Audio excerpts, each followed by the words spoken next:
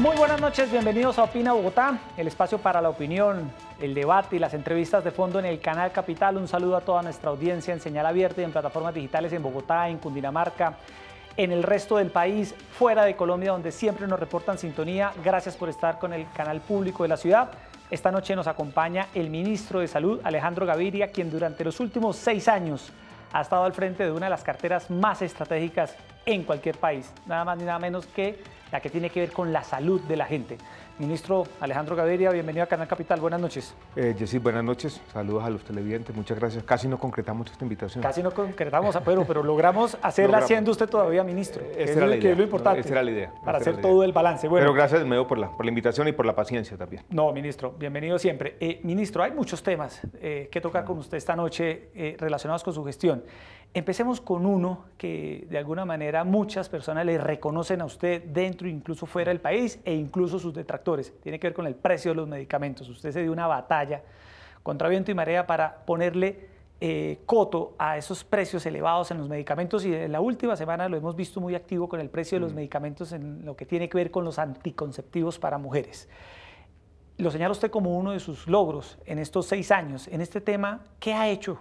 Y ahora, ¿qué piensa hacer con el tema de los anticonceptivos antes de abandonar el cargo antes del 7 de agosto? Sí, Jessy, televidentes, tal vez vale la pena hacer un poco de recuento. Colombia tomó una decisión por allá a mediados de la década pasada de liberar los precios de los medicamentos, de no tener regulación de precios de medicamentos.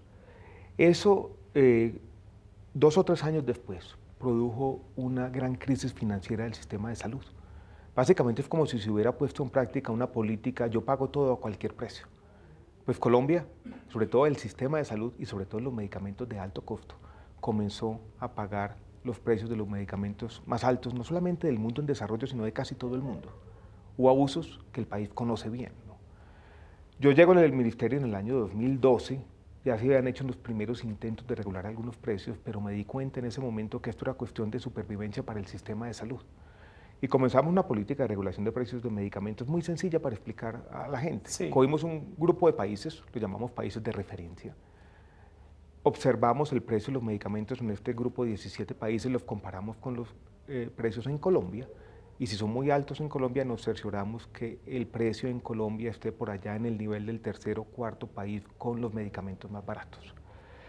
Eso se hizo en una política pública, inicialmente la metodología y después se han hecho varias rondas de regulación. La de los anticonceptivos es la última, es la 4ª ronda ya, donde vamos a ir más allá de los medicamentos de alto costo, de cáncer, de esclerosis múltiple, de artritis reumatoidea, donde tuvimos el foco inicial. Sí. Y nos vamos a ir a medicamentos que la gente paga de su bolsillo directamente, ese es el caso de los anticonceptivos. Vamos a hacer una rebaja que va a representar en números gruesos para los colombianos algo así como 70, 80 mil millones de pesos solo en anticonceptivos. Caídas del 40, 50%. Hicimos un ejercicio interesante, como si fuéramos a comprar anticonceptivos en farmacias en Colombia, en Canadá, en Ecuador, en Argentina, en Australia, y nos dimos cuenta que en Colombia son muy caros y eso no tiene razón de ser. Sí, hay unas cifras incluso que señalan que pueden estar por encima del 50% en comparación con otros países con una economía similar a la colombiana. Eso no tiene sentido. ¿Por qué se da esa diferencia tan abismal? Incluso uno ve, ministro, personas de otros países que dicen que en Colombia evidentemente los medicamentos son muy caros y gente en Colombia que va a otros países como Venezuela en su momento a comprar medicamentos. A mí me contaba muchas historias de la gente que iba a España y a Francia y llegaban con su maleta cargada de medicamentos. Eso ya no es tanto así. Una de las razones, y volvemos a los inicios de esta política pública, en Colombia no teníamos controles. Había liberación absoluta de los precios de los medicamentos y eso se había prestado para muchos abusos. Bueno, en el caso de los anticonceptivos, ¿cuándo sale esa resolución? Si es una resolución o el acto administrativo mediante el cual usted le pone un precio a este medicamento. Funciona de la siguiente manera. Sí. Nosotros ya publicamos para consulta pública, para que nos hagan observaciones, un borrador de la circular. Es una circular. Es una circular. Circular del acto administrativo. Ya estamos incorporando algunos de los ajustes. Por ejemplo, una farmacéutica dice, mire, ustedes están trabajando con este precio en Australia, pero el precio verdadero es esto y por lo otro. Se hacen algunas correcciones y pequeños ajustes y se lleva a un cuerpo colegiado, una comisión donde se sienta el ministro de Salud, la ministra de Comercio y un delegado de Presidencia. Eso debe pasar la semana entrante para yo dejar, la circular firmada antes de que termine el gobierno. Eso tiene que pasar. tocó muchos intereses usted en este tema, las farmacéuticas, mucha presión. Muchos intereses, esto fue muy complejo, hay presiones de todo tipo. Pues hay un dato que yo creo que es bueno que los oyentes conozcan, ¿no? Sí. Las compañías farmacéuticas son las compañías que más hacen lobby globalmente, más que la industria petrolera. Esta no es una pelea fácil. Esta ha sido solo un capítulo, porque tuvimos otras. Por ejemplo, Colombia fue el primer país en el mundo que hizo una declaración de interés público para un medicamento de cáncer, con un medicamento de Novartis que se conoce como el imatinib.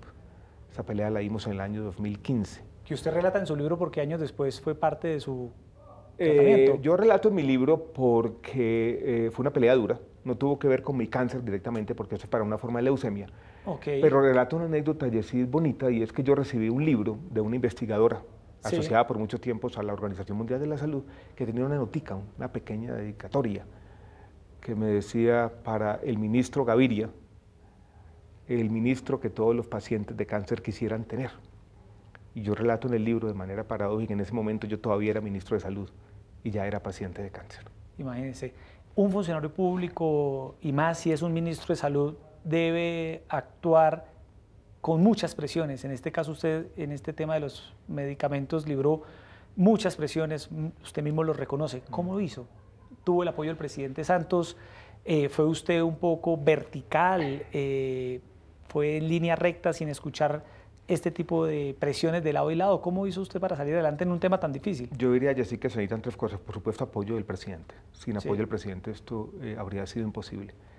Se necesitan también argumentos, porque esto no puede ser una lucha obstinada, tosuda, sin argumentos. Uno tiene que estar muy bien parado y uno tiene que tener argumentos de fondo y de peso para enfrentar esta lucha. Y como en casi todo, sobre todo en la función pública, y tú de pronto lo has visto también como testigo, se necesita un poco de coraje también. Yo me acuerdo, era yo un pichón de tecnócrata en el Departamento Nacional de Planeación. Entré a una reunión con mucha gente y creo que el director de planeación de ese momento dijo una frase de esas que le quedan a uno grabadas como una lección de vida. Sí. Y dijo, para estos puestos el 90% es coraje, el 10% es conocimiento. Estas decisiones no son fáciles, ¿no? No son fáciles, así es, ministro. El segundo tema que quiero tocarle tiene que ver con un tema también de mucha actualidad, y es el tema del glifosato. Usted en su momento advirtió de los riesgos para la salud de las poblaciones que vivían en medio de los cultivos de coca del uso de este agente químico. El nuevo gobierno está pensando en reanudar fumigaciones y el presidente Santos ha autorizado el uso de una nueva tecnología que es usar drones con glifosato un poco más sectorizados, más localizados sobre las matas de coca. ¿Esto representa algún riesgo para la salud, ministro? Yo creo que no, pero quisiéramos un recuento, ¿no? Sí. Y me voy a extender un poco porque es un tema interesante, ministro, que hace parte aquí tenemos todo el espacio. La coyuntura de nuestro país, y yo creo que va a ser un debate que se nos viene con mucha fuerza. Antes de ser ministro de Salud, yo publiqué un libro con una persona que usted conoce, con Daniel Mejía. Así es. Sobre política antidroga. En ese libro habíamos repasado una serie de estudios académicos sobre las fumigaciones aéreas. Colombia era el único país del mundo que las hacía. Y ese libro mostraba lo siguiente: las fumigaciones estaban acabando con la confianza en el Estado. No nos digamos mentiras, para muchos campesinos, personas vulnerables de nuestro país, la única presencia del Estado, la presencia del Estado más visible, era una avioneta tirando veneno. Y por supuesto esto era una fuente de conflicto y una fuente de desconfianza en el Estado en buena parte de la periferia de nuestro país. Primer punto. Segundo punto, Yesid, como política antidroga, las fumigaciones aéreas se habían convertido en una forma ineficiente de combatir ese flagelo. Un estudiante mío hizo un estudio, y Daniel también, mostrando que para erradicar 1 hectárea usted tenía que fumigar 30. Eso en algún momento lo pagó el gobierno de los Estados Unidos, después lo estábamos pagando nosotros, nuestros contribuyentes. Después me toca, como ministro de Salud, enfrentar el siguiente dilema de naturaleza ética, si se quiere. Nosotros habíamos hecho algunas defensas de las fumigaciones desde una perspectiva de salud pública, argumentando algo como lo siguiente: era el vacío de información. Habíamos dicho, por ejemplo, la Agencia Internacional de Investigación sobre Cáncer todavía no se ha pronunciado sobre la sustancia o el principio activo del glifosato. Marzo del año 2015 llega el viceministro en su momento, sube a mi oficina y me dice: mire, el último informe de la Agencia Internacional de Investigación sobre Cáncer es carcinogénico, tipo 2A. Esto es, hay evidencia de que ese principio activo produce cáncer en animales, en estudios controlados, y hay un montón de estudios observacionales que sugiere que también puede producir cáncer en humanos. Yo me senté con el viceministro y dijimos, nosotros como rectores y representantes de la salud pública tenemos que hacer una recomendación. Teníamos una jurisprudencia de la Corte repetida y teníamos un mandato de la ley estatutaria en la salud, que es la ley que convertía la salud en derecho fundamental, diciendo que el Estado de manera deliberada no podía afectar la salud de la población. Entonces, hicimos esa recomendación, es decir, En el Consejo Nacional, en el Consejo Nacional de Estupefacientes, el Consejo la adoptó en mayo de 2015 y en octubre la ANLA suspendió el plan de manejo ambiental y se acabaron las fumigaciones aéreas en nuestro país. Pequeño paréntesis de lo que yo llamo las conexiones de la vida, impredecibles. ¿Sabe cuál es el cáncer que produce el glifosato? El linfoma no Hodgkin. Que es el que usted padece. No es que yo tuve nada que ver con el glifosato, pero di esta pelea, estuve en este debate. Son esas conexiones que usted en sus libros las relata muy bien. Académicamente estudié tanto este tema y después se conectó esto de esa manera. Es una de esas cosas que uno dice en la vida. Esto es como raro, ¿no? Después de esa decisión del año 2015, nuestro país ha vivido un debate porque también tenemos que aceptar que los cultivos ilícitos han aumentado. Tremendamente. Tremendamente, tenemos más de 200.000 hectáreas.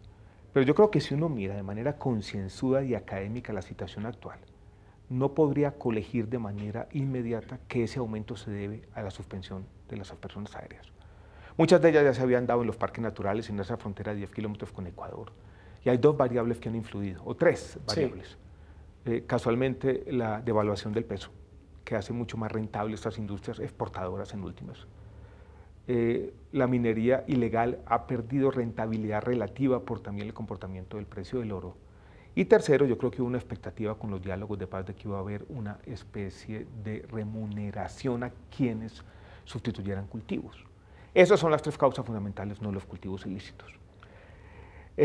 Con este problema tuvimos una reunión del Consejo Nacional de Estupefacientes hace un mes y la policía presentó unos estudios preliminares de fumigación con drones. Vuelan a 30 centímetros de la mata. Nos presentaron una información preliminar de 10 drones mostrándonos que la deriva, esto es como este veneno, porque es un veneno, se esparce después de la fumigación. No era muy distinta a las fumigaciones terrestres que seguían dándose. Y nosotros dijimos, está el problema, yo no creo que sea la principal causa, pero uno tampoco puede ser aquí obcecado y obtuso y decir esto no. Entonces dijimos, está bien, como un tema experimental con 10 drones, pero yo voy a ser claro y decir, yo creo que uno tiene que hablar con claridad. Sí. Yo no estaría de acuerdo con las fumigaciones aéreas. Yo creo que sería un retroceso. Eso iría en contra de la salud pública, iría en contra de la dignidad de estas poblaciones, iría en contra de una jurisprudencia repetida en la Corte Constitucional. Pero ni siquiera con los drones, ministro. Yo creo que los drones pueden ser experimentales, pero yo no creo que los drones vayan a ser un sustituto de las aspersiones aéreas como se hicieron. Yo veo como los drones, en algunos terrenos planos donde puede hacerse, donde hay muchas minas antipersonas que los erradicadores terrestres no pueden hacerlo, de pronto echar un dron ahí, lo veo razonable. Uno en esto tiene que ser claro. Pero entonces, ministro, usted que también es un experto en estos estudios, ¿qué hacer con este problema de la droga en Colombia? No hay salida distinta al camino largo, con respecto a los derechos humanos y a la salud pública, el trabajo con las comunidades, la presencia del Estado allí. Yo creo que la erradicación, para ser sostenible, tiene que ser voluntaria. Esto no es fácil, muchos intentos han fracasado, pero tenemos que seguir intentándolo, Jessy. Bueno, ministro, otro tema que usted también enumera. Un poquito larga la respuesta, pero pero yo creo que es un tema de actualidad en nuestro país. Además que tiene todo el contexto y lo que usted dice, el próximo gobierno creo yo que va yo creo que ya están preparando las avionetas. Poner el tema sobre el tapete y va a haber un debate interesante. En otro de los temas que usted señala como logros tiene que ver con la reglamentación de la eutanasia, ministro. Dice usted aquí en su logro número 10, una que usted publicó en Twitter recientemente, que fuimos el primer país de América Latina en reglamentar la eutanasia. Yo le quiero preguntar, ¿usted se practicaría la eutanasia en algún momento de su vida? Yo lo dije en mi libro y hoy lo digo también de manera pública. Si soy un enfermo terminal, si las conversaciones con mis médicos tratantes muestran que ya no hay salida, que me quedan algunas semanas de vida y veo que esas semanas de vida simplemente van a ser de sufrimiento, yo sí me la practicaría, es decir. somos adultos ya, ¿no? Y los adultos van acumulando convicciones. Y una de ellas es que a veces vale la pena apurar las despedidas. La eutanasia es una cuestión de respeto a la autonomía individual y respeto a la dignidad humana, que en Colombia tiene una historia bonita, porque en Colombia empieza con una discusión de naturaleza conceptual que puso sobre la mesa el magistrado Carlos Gaviria, que en paz descanse, en el año 1997, donde él planteó una suerte de identidad interesante. Él dijo, la muerte digna hace parte de la vida digna. Es decir, la muerte es la vida, en resumidas cuentas. Todos tenemos que morir, los finales importan. Y él se dio cuenta, algo que hoy en día es más evidente, hoy en día es más evidente que hace 20 años, y es la obstinación terapéutica de la medicina moderna. Ese esfuerzo fútil que muchas veces genera sufrimiento, de prolongar la vida más allá de lo necesario. Podríamos irnos en este momento a una unidad de cuidados intensivos y allí encontraríamos asaltos a la dignidad humana, cosas que no deberían estar pasando. ¿Usted las ha visto? Las he visto, las he vivido, he hablado con muchos intensivistas y con mucha gente, lo relato en mi libro, me he documentado en este tema una y otra vez. He citado muchas anécdotas, una de ellas bonita, de una periodista californiana que escribió la historia de su padre torturado por el sistema de salud americano, que decía lo siguiente: las últimas palabras de los seres humanos fueron una fuente de sabiduría por mucho tiempo, ya no las pronunciamos, morimos con un tubo en la garganta. ¿Con el dolor? Con la angustia, con eso que usted señala, una experiencia fútil de intentar prolongar la vida. La angustia de la persona y la angustia de los familiares. Cito en mis conferencias que he dado del libro recientemente una frase de un poeta anglosajón americano, Ted Kooser, sobre la muerte de su papá. Se cumplieron 20 años de la muerte y él decía, 20 años después tendrías 97 años. Le doy gracias a la vida que te fuiste con la dignidad intacta. La eutanasia es eso, Yesid. Es un esfuerzo desde arriba para crear un cambio cultural necesario, para que muramos mejor. Porque la tecnología, que hace parte de la vida y hace parte de la medicina moderna, nos está llevando a morir de la peor manera. ¿Qué significa que Colombia haya sido el primer país de América Latina en reglamentar la eutanasia, ministro? Y hoy, en Colombia, esta reglamentación está funcionando, ayuda, se está de alguna manera aplicando como quedó contemplada. Entonces respondo las dos preguntas. La primera, yo creo que significa que en Colombia tenemos un tribunal constitucional que ha sido motor y generador de cambio social para bien, creo yo. Tenía una entrevista con una periodista chilena tuve hace 2 semanas y le conté todo el tema de la eutanasia en Colombia, ¿no? Creo que en Chile están comenzando el debate. Y quedó aterrada. Me dijo, ustedes nos llevan 15 años de ventaja. Y yo solo pude decirle, así es. Yo creo que está funcionando. Todavía hay barreras de acceso, todavía hay mucha resistencia. Los cambios se dan primero en las normas. Después tiene que existir un cambio cultural aquí, en la mente de las personas, concomitante para que las normas se materialicen plenamente. Pero esto ha tenido 2 efectos. Uno, que ya hemos tenido eutanasias, que ya se están realizando los procedimientos, que ya hemos protegido la dignidad humana de quien no quiere sufrir. Pero también podemos tener esta conversación. Si no hubiéramos hecho esto, este diálogo estaría por allá aplazado, quién sabe para cuándo. O sea, no somos un país tan conservador como creemos algunos. Le voy a contar otra anécdota interesante. Esto ocurrió en febrero del año 2016. Estaba yo en Uruguay en una conferencia de ministros de salud, todos los ministros de salud del continente, latinoamericanos. Estábamos en medio de la epidemia del Zika, que usted recuerda bien, ¿no? Y esa conexión todavía muy compleja, donde Colombia es un líder global en las investigaciones entre el Zika y la microcefalia o ciertos defectos congénitos en algunos bebés. Terminó la conferencia de ministros de salud y nos sentamos en una mesa así muy grande, ¿no? A una conferencia de prensa. Y una colega suya de CNN hizo una pregunta a todos los ministros, dirigida a todos. ¿Es el aborto una opción en los países para las mujeres que saben que van a tener un niño o un feto inviable? Yo levanté la mano sin pensarlo y dije, en Colombia sí lo es. Después de terminar la conferencia, mis colegas ministros de salud, recuerdo el brasileño y el argentino que hoy tiene ese debate muy álgido sobre el tema de la interrupción voluntaria del embarazo, me dijo, si yo digo eso, no me bajo del avión y ya me están pidiendo la renuncia. Entonces me di cuenta en ese momento, Yesid, que nuestro país es paradójico. Por eso yo he combatido los juicios absolutos, que claro, somos conservadores, no, en unas dimensiones tal vez, pero en otras dimensiones importantes estamos a la vanguardia de América Latina. Pues mire usted el tema del aborto. A propósito, ministro, usted ha dicho públicamente que usted incluso sería partidario en un futuro de que se validara el aborto en todos los casos, no solo en los que hoy contempla la sentencia de la Corte Constitucional, sino en todos los casos. Una posición bastante liberal. Es una posición liberal, yo la defiendo. Usted podría tener algunos casos por allá después de la semana 30, 25, donde puede poner algunas restricciones. Pero yo creo que, yo estoy de acuerdo con una ley en ese sentido. Yo no sé si recuerda que el último día de su gestión el fiscal Montealegre llevó al Congreso una ley que nunca se discutió en ese sentido, despenalizando el aborto. En todos los casos. En todos los casos. ¿Usted está de acuerdo? Yo estoy de acuerdo, pero creo que por ahora el reto más grande es que se cumplan por lo menos los 3 casos contemplados con la Corte Constitucional. En esto es mejor tal vez que los avances normativos tengan cierta correspondencia con nuestros valores culturales. Yo creo que después de 10 años, 11 años de jurisprudencia, de protección, podemos seguir con lo que tenemos, tal vez porque, Yesid, porque dentro del causal salud que se llama, sí, salud de la mujer, está la salud mental. Y eso hace que hoy en día, con una interpretación liberal de lo que tenemos, el aborto puede darse en muchos casos, protegiendo la autonomía individual y los derechos de la mujer. Exacto. ¿Usted se considera un ministro contestatario, un ministro fuera del molde, en un país acostumbrado quizá a otro tipo de lógicas? Las autodefiniciones son difíciles, ¿no? Sí. Y siempre son antipáticas.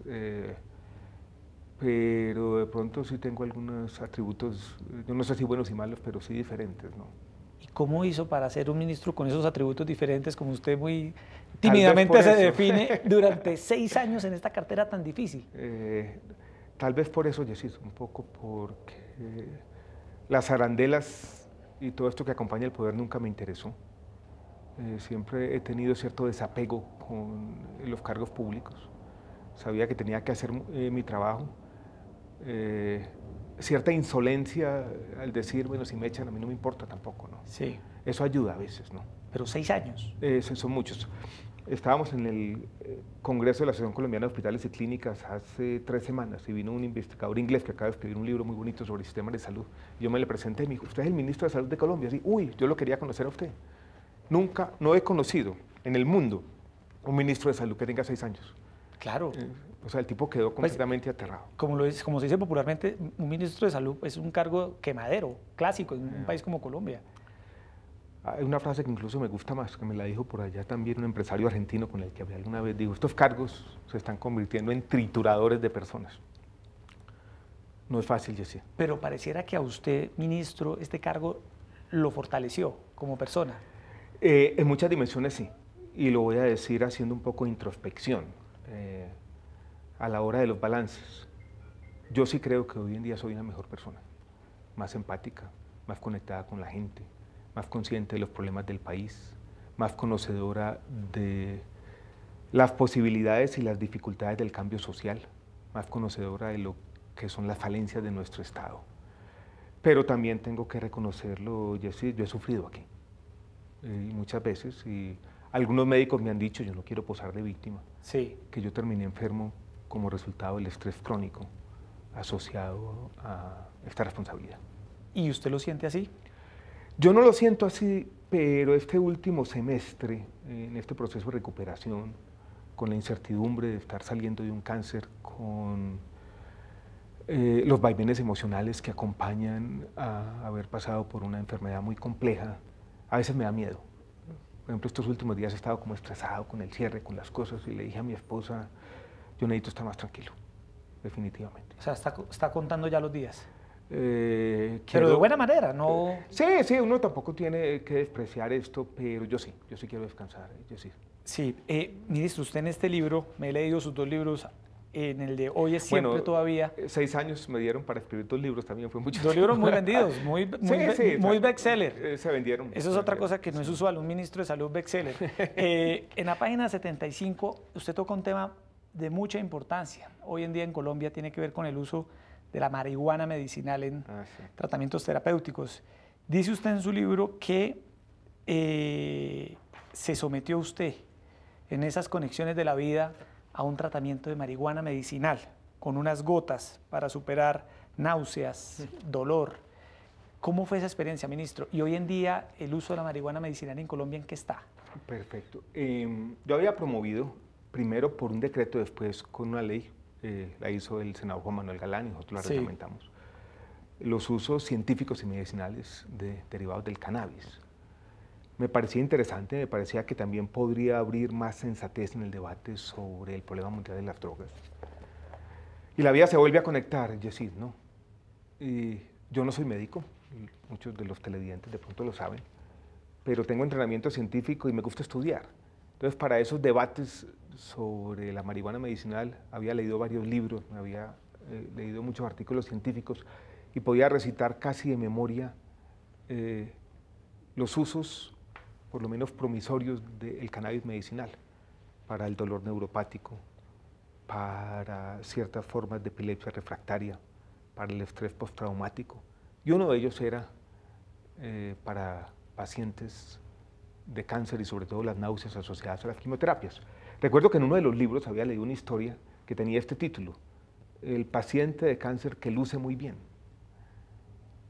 El médico que escribió el libro se dedicó a hacer una especie de crónica, y la crónica sobre la marihuana medicinal es que habló con un paciente y dijo: ¿usted por qué está tan bien? Y era que estaba usando cannabis para mantener el apetito y quitarse las náuseas. Tenía esa historia en mi cabeza. Hace un año exactamente, mediados del mes de julio, estaba yo terminando mi segunda quimioterapia, que fue muy dura. Primer semestre del 2017, lo dice usted en su libro. Estaba terminando, y esa segunda me dio muy, muy duro, tuve muchas náuseas. Sí. Para la tercera, que fue en agosto, quise prepararme. Y ya teníamos una legislación que permitía lo que se llama preparaciones magistrales. Y como yo había interactuado con quienes estaban en este debate, me llenaron de gotas, de cosas, y me llevé algunas y las usé una noche, ¿no? Y me funcionaron. Yo cuento una historia... ¿Las califica usted una maravilla? Sí, cuento una historia porque esa primera noche tenía escrito, creo que 5 gotas. Yo no vi bien, yo creo que eran como las 6:30 de la tarde. Sí. Ya venía esas náuseas.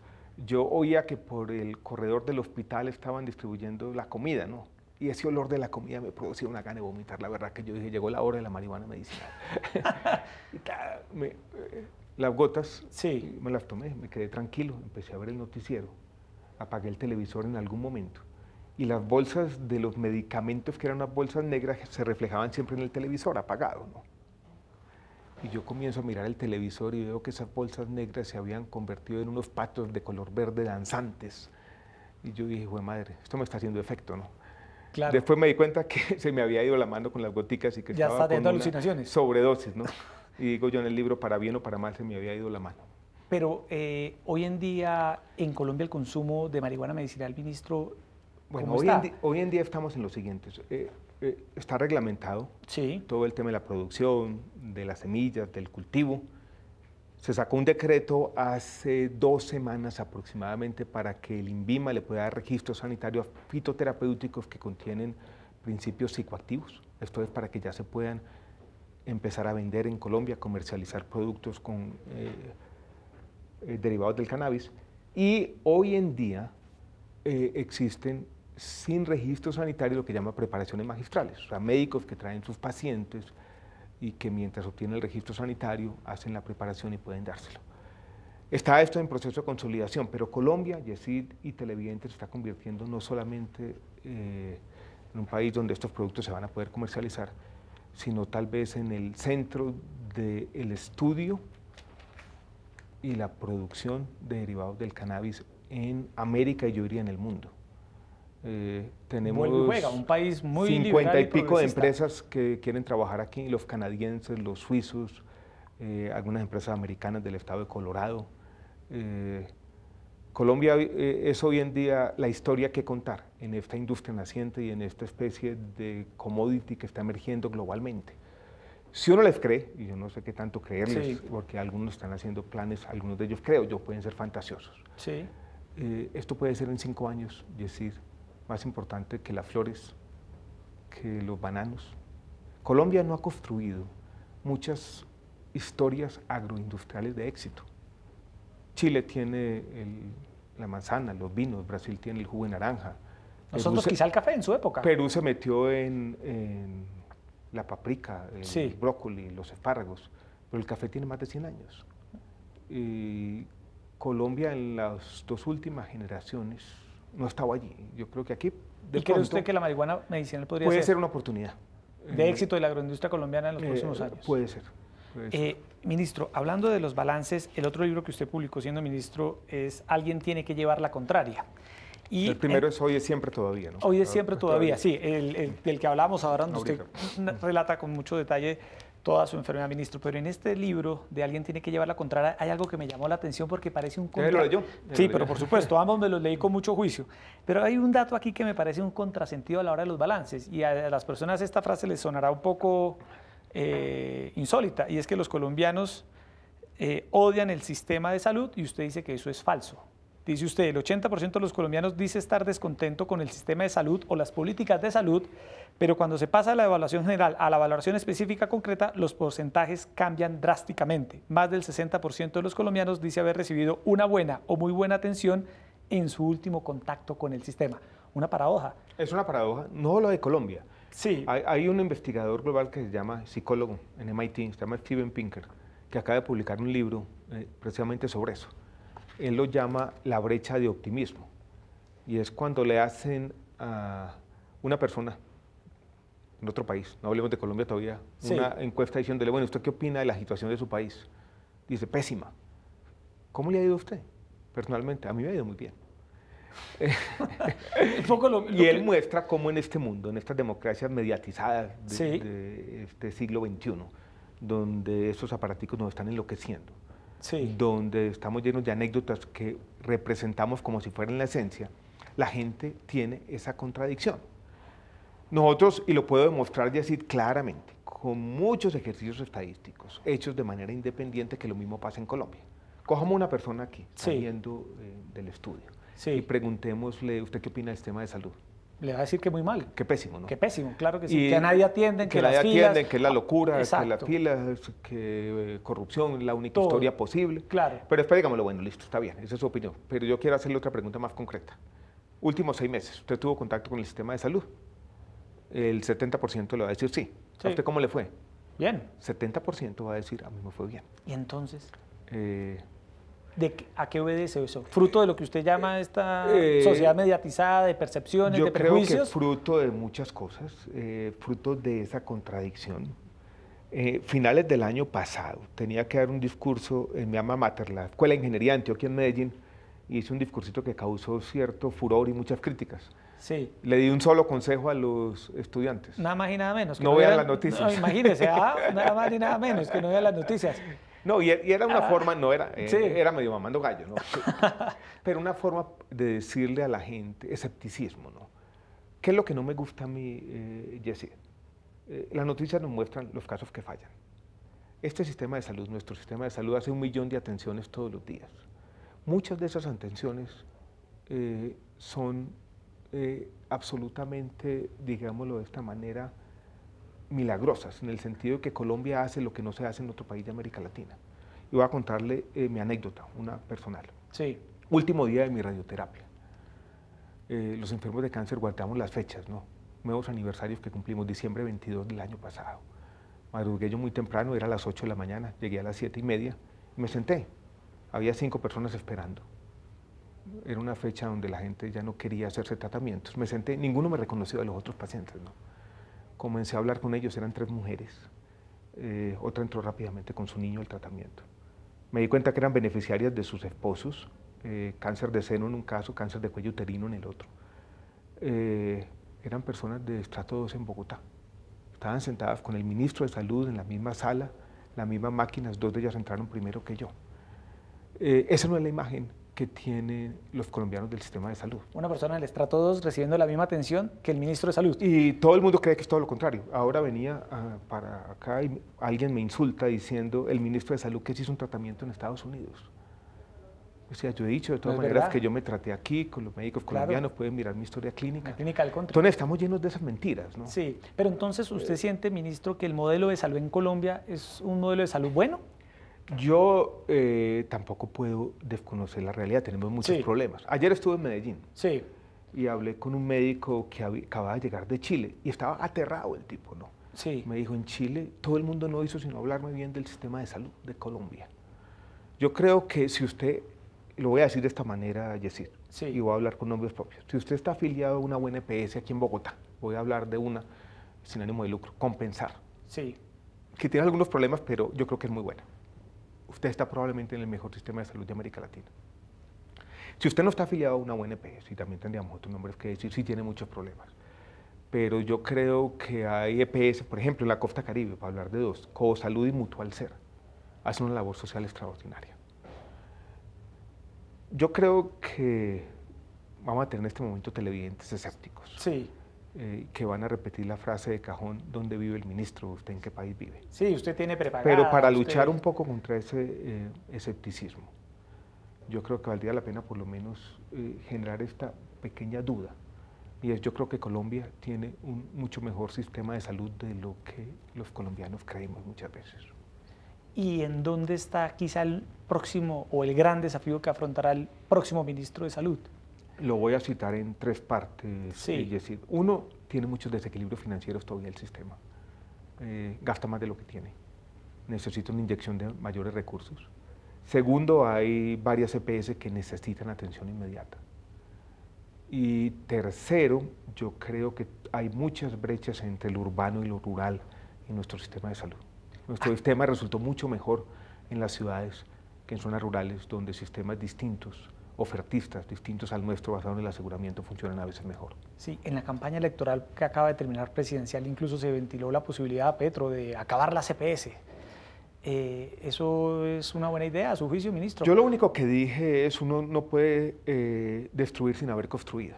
Acabar la CPS no es cierto. Eso significa tener una sola EPS. Alguien tiene que hacer la labor de coordinación, de la referencia, contrarreferencia, del agenciamiento del paciente, de coordinar la red. Usted siempre necesita una función. Un sistema de salud no es simplemente un pagador ciego que gire plata en los hospitales. Un sistema de salud necesita un modelo de atención. Un sistema de salud necesita una serie de actividades de salud pública. Un sistema de salud necesita coordinación. O sea, alguien tiene que hacer ese tipo de funciones. Y yo lo que digo, Yesid, y me he pasado mi vida académica repitiendo esto una y otra vez, que casi un lugar común, que viene por allá de las reflexiones de Karl Popper después de la Segunda Guerra Mundial, y es una idea de esas liberales que nos gusta, es la defensa del reformismo democrático. Hay muchas cosas que se han construido, y si usted quiere las reformas, las tiene que hacer, pero protegiendo lo que la sociedad ha construido. Ahí me aterra los esfuerzos destructivos, ¿no? Yo creo en el reformismo democrático. Yo creo que el cambio social es necesariamente gradual, acumulativo. Yo creo que hay que siempre mantener cierta protesta e inconformismo con el presente. Pero las grandes catástrofes de la humanidad hechas por el hombre se dan cuando empezamos a destruir las cosas. A destruir. Ministro, en ese sentido de las EPS, hemos visto unas respuestas muy duras suyas en contra del senador Robledo, que ha sido opositor suyo durante su gestión. Desde el primer día. Desde antes de que me posesionaron. Desde antes. Y le ha hecho críticas a usted sobre el manejo que se le dio a las EPS Saludco, Café Salud y Medimás. Usted obviamente no se ha quedado callado. Lo ha señalado un poco en pregunta de estar intoxicado ideológicamente. ¿Qué piensa el senador Robledo? Yo creo que el senador Robledo hace una labor que es buena para la democracia, tampoco lo voy a desconocer. Yo creo que la oposición se necesita, la crítica es necesaria, pero la crítica también. He estado de acuerdo con los debates, tampoco quiero decir que esté en desacuerdo con todos. Pero me parece que a veces no es lo suficientemente honesto intelectualmente. Y yo creo, Yesid, que trágicamente a veces tomar decisiones significa escoger entre opciones imperfectas. Y le doy el ejemplo de Saludco. Yo lo encuentro intervenido. hay un fallo fiscal de la Contraloría de 1,4 billones de pesos. Si usted le pone eso en el patrimonio, está quebrada. Había que liquidarlo. Cualquier persona sentada en el puesto mío o de la Superintendencia de Salud tenía que concluir que la liquidación de Saludcop después del fallo de la Contraloría era inevitable. Uno podría haber hecho una liquidación tradicional, distribuyendo los afiliados a otras EPS y mirando qué pasa. Eso era imposible hacerlo, y así, era imposible hacerlo porque estábamos liquidando Caprecon al mismo tiempo. Porque habíamos sacado un decreto que el sistema no tenía y que necesitaba pidiéndole requisitos de capital a las otras EPS. Esto es, si usted le va a transferir 1 millón de personas, usted tiene que capitalizar. Y las EPS nos habían dicho, no, yo no tengo plata para capitalizar. Y también porque Saludcop estaba integrado verticalmente. Esto era dueño de un montón de clínicas y hospitales donde trabajaban 40.000 personas. Si usted distribuye los afiliados, se quedaban estas empresas que nunca habían sido independientes en el aire. Y había que liquidar 40.000 personas que el Estado no podía asumir. Eso costaba más de 200.000 millones de pesos. Entonces nosotros nos dimos cuenta, y yo creo que cualquier persona habría tomado la misma decisión, de que la liquidación tenía que darse de manera diferente. Como liquidarla implicaba de pronto no pagar las deudas, nosotros hablando con mucha gente dijimos de pronto aquí podemos hacer algo que funcione de las dos maneras. Se crea un nuevo vehículo, se invita a una serie de compradores y si logramos vender esto por algún valor, eso nos va a servir a su vez para pagar las deudas. Eso fue lo que se hizo. Pero esto ha tenido muchos detractores y se instaló desde el comienzo una crisis de confianza y muy compleja. Y en algún momento nos decían, no, ustedes lo que están haciendo es un negociado para regalárselo a Sanitas. Cuando los compradores resultaron otros, sí, la crítica fue, no, que esto tienen un tema allá. Sí. Yo veo una crítica que desconoce las dificultades del proceso. Y yo podría apostar lo siguiente, una persona parecida al senador Robledo, Sí. en la silla, teniendo que tomar las mismas decisiones, de pronto habría tenido que hacer lo mismo. Como ministro de Salud. Es fácil criticarlo todo, ¿no? Lo que un ensayista anglosajón llamaba las glorias fáciles de la oposición. Las glorias fáciles de la oposición, muy buena frase. Yo me inventé una frase de Yesida ahora, Sí. no sé si le va a gustar, ¿no? A ver. Dijo, parafraseando a Mario Vargas Llosa, ¿no? En la civilización del espectáculo de hoy en día, tristemente, el dedo señalador tiene más prestigio que la mano laboriosa. Yo admiro a la gente que trabaja. Y yo me he topado en este sector con muchos funcionarios públicos, con mucha gente en hospitales, en EPS, en secretarías de salud que trabajan. Y me preocupa que ese trabajo es invisible. Y sale cualquiera con cualquier noticia falta, con cualquier denuncia exagerada, que no tiene en cuenta el contexto. Y ese es el que tiene el prestigio en la sociedad. Eso no me gusta, lo tengo que reconocer. Tiene un eco enorme y en eso tiene razón. Ministro, pero no puedo dejar pasar algo que usted señaló ahí y que muchos quizá quisiéramos que usted ampliara. Usted dice, pero debo recordar que Robledo fue el senador del asbesto y las bebidas azucaradas. ¿Qué quiso decir usted con eso? En la última reforma tributaria, nosotros Sí. le planteamos al país un impuesto a las bebidas azucaradas, Sí. que tiene el aval de la Organización Mundial de la Salud, Sí. que es una política pública cada vez más importante, que han acogido muchos países, que tiene toda la evidencia. Sí. Nuestros temas de sobrepeso, obesidad y diabetes son epidemias globales. Toda la evidencia científica, y yo por allá la resumí en un blog, apunta que este es un impuesto benéfico para la población. Robledo se opuso a ese impuesto a las bebidas azucaradas con argumentos completamente espurios. Y Robledo también ha defendido, citando yo no sé qué protocolo de la Organización Internacional del Trabajo, el asbesto. O sea, se ha opuesto desde el año 2007 a la prohibición del asbesto. En el caso de las bebidas azucaradas, quizás siente usted eso como algo en lo que de pronto quizás usted hubiese querido que el país avanzara y que por múltiples factores, sobre todo de intereses económicos, no se pudo salir adelante. Completamente. Completamente. ¿Qué hubiera usted querido haber dejado en el tema de bebidas azucaradas, ministro? Es un tema muy difícil. Yo hubiera querido haber dejado un impuesto que se utilizara a su vez para hacer políticas de promoción y prevención y que nos permitiera paralelamente dar un debate en nuestro país sobre las enfermedades crónicas no transmisibles y los desafíos de la sociedad al respecto, porque de allí viene el 75% de la carga de enfermedad.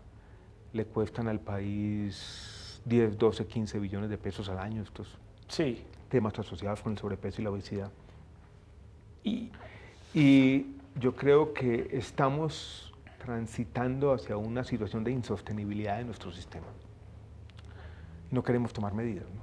Yo hablé mucho con los mexicanos y recuerdo bien que un profesor mexicano del Instituto Nacional de la Salud de allá me dijo, ustedes están donde estaba México hace 15 años. En México el tema hoy es inmanejable. Hagan algo, por favor. Y decidimos no hacer nada. Y también, Jessy, tú que estás en un medio público, sí, yo creo que ese debate nos dejó también una enseñanza sobre nuestra democracia. Y es que nuestra democracia, lo voy a decir claramente, de pronto con la libertad que me da 15 días en este cargo no más, tiene una falencia. El maridaje entre los grupos económicos y los medios principales de comunicación. ¿Atribuye usted a eso el hecho de que Colombia no haya tomado medidas de fondo para controlar el consumo de bebidas azucaradas? Yo creo que todo en la vida tiene muchas causas, pero fue una de las causas, no me queda ninguna duda. ¿Usted ve noticieros de televisión? Muy de vez en cuando. ¿Y cuando los ve, qué piensa? Lo digo por esa reflexión famosa que usted hizo. No, a mí me gustan mucho los deportes, me gusta la sí. parte deportiva.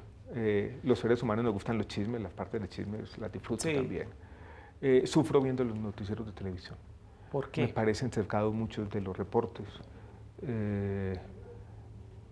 Mucha crónica roja, mucho crimen, mucho asesinato de pronto. Yo me inventé una frasecita, ¿no? Sí. Que era una versión audiovisual del espacio, ¿no? Sí, del periódico El Espacio. Sangre en la portada y un poco de soft porno en la contraportada. En la contraportada. Y chistes en la mitad. Ministro, pero usted es un hombre, creo yo, en un mundo de gente muy escéptica, de gente muy criticona, por decirlo de alguna manera, usted parece un tipo muy optimista, un ministro muy optimista, un hombre muy positivo. Usted incluso en este libro le puso una palabra a esa sensación incluso muy colombiana de que aquí todo va mal, que este país va rumbo. Fracasomanía. Sí, fracasomanía. Pues yo tampoco quisiera con un optimismo impostado, ¿no? Sí. Yo lo voy a llamar, utilizando una frasecita de un psicólogo sobreviviente del Holocausto, Víctor Frank, optimismo trágico. Este otro librito, el de hoy es siempre todavía, en el fondo, yo no era mi intención, ¿no? Sí. Pero es una invitación a celebrar la vida en todas sus dimensiones. Y dice usted que celebra la vida hoy, ministro, de muchas maneras. Me acuerdo una que usted dijo muy famosa, de ciertos momentos que le gustaría vivir a plenitud, como por ejemplo salir de un partido de fútbol de la Selección Colombia en el Estadio Metropolitano, si lo recuerdo bien, tomarse 2 cervezas Águila y echar un madrazo. Un madrazo, sí. Ese tipo de momentos, para usted luego de su enfermedad, han adquirido mucha importancia. Yo creo que para mí y para todo el mundo debería ser así, ¿no? ¿Por qué? Eso fue una pequeña anécdota y se la sí. cuento, Jessy. Fue septiembre del año pasado.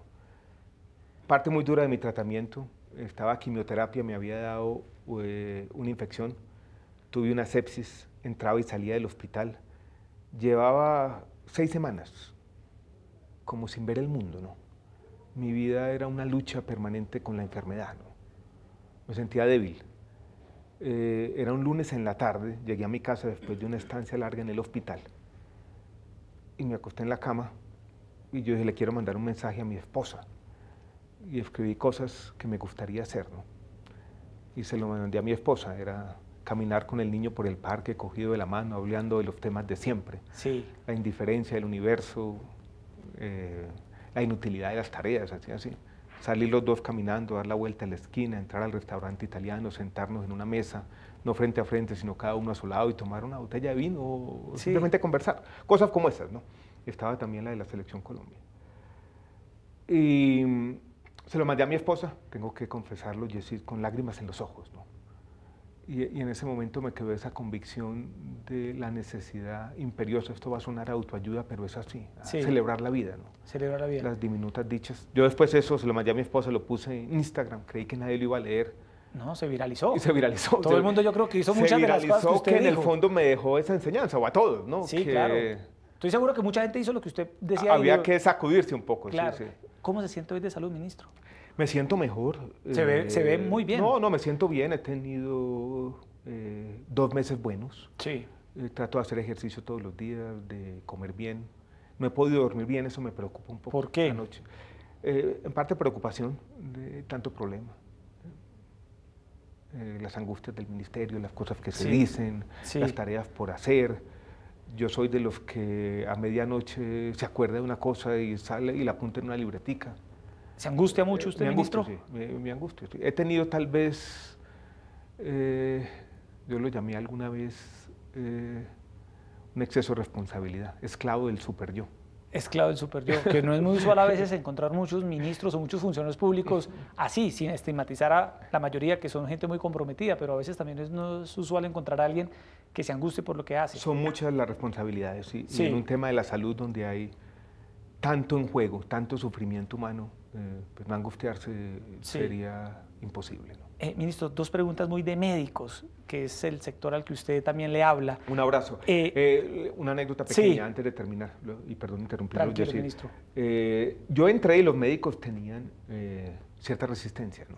Porque ¿cómo así que usted que no es médico? Economista, llegó un tipo aquí, yo al comienzo peleé con ellos. Periodista también, usted se ha autodefinido como colega Sí, soy nuestro. colega, sí, yo gané el premio Simón Bolívar de periodismo. Columnista en El Espectador. Sí, columnista.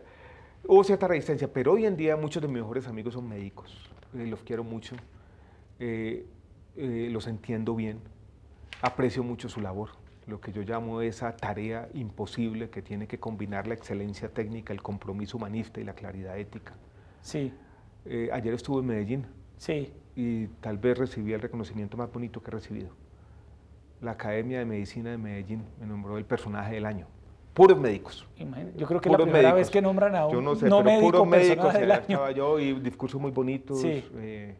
Nos abrazamos, nos tomamos fotos de las cosas buenas que pasan a veces. Sí, ministro, en ese tema, la ley de residentes médicos, una ley que usted promovió, que ya está sancionada, y que muchos estudiantes de medicina que están en tránsito a la residencia esperaban, porque Colombia es uno de los pocos, o bueno, no sé si de los pocos, pero uno de los países donde a los residentes les tocaba pagar la residencia, a diferencia, por ejemplo, de un país como España. Esa ley de residentes médicos, ¿qué valoración hace usted y por qué va a ser importante? Yo quisiera hacer una aclaración. Yo sí también. La ley no la promovió el Ministerio, fue iniciativa parlamentaria.